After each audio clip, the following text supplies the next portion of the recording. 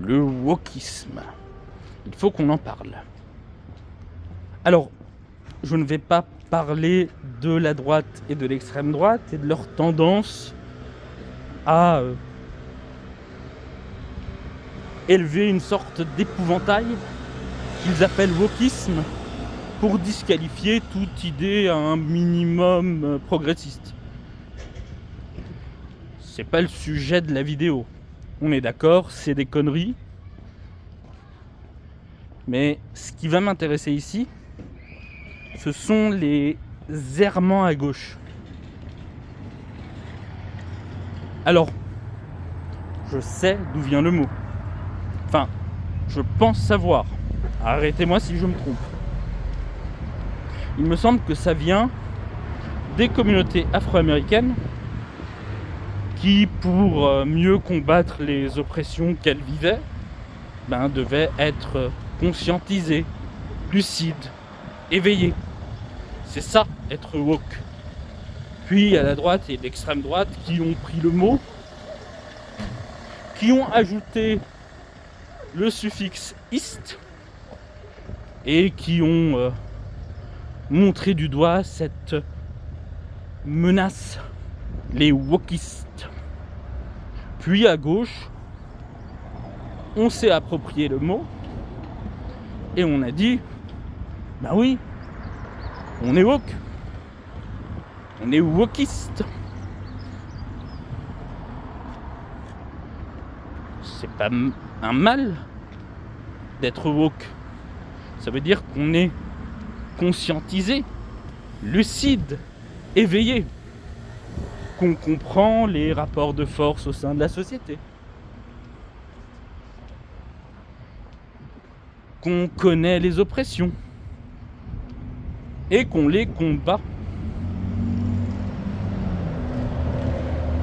Sauf qu'il ne suffit pas de se dire lucide, woke, pour l'être vraiment.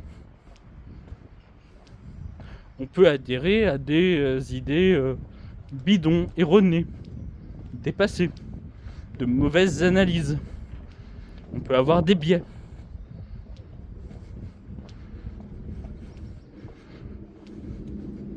Et même avec toute la bonne volonté du monde, l'erreur est possible. Mais surtout, le wokisme, c'est bien souvent de la posture. Et ça, on le voit bien avec le militantisme performatif.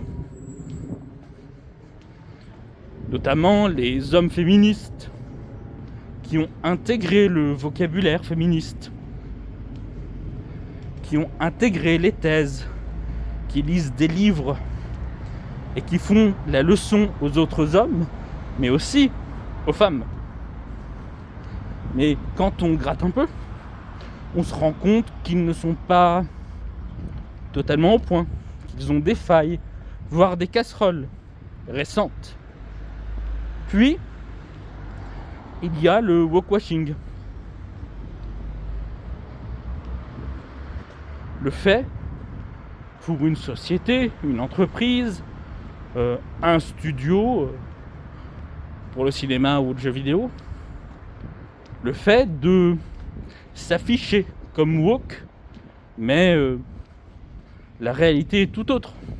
On se rend compte que au sein du studio de développement, il y a du harcèlement, des agressions, des violences.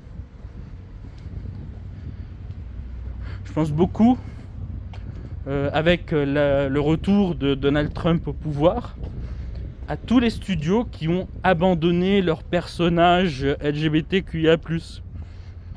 Et oui, leur wokisme, c'était de la posture.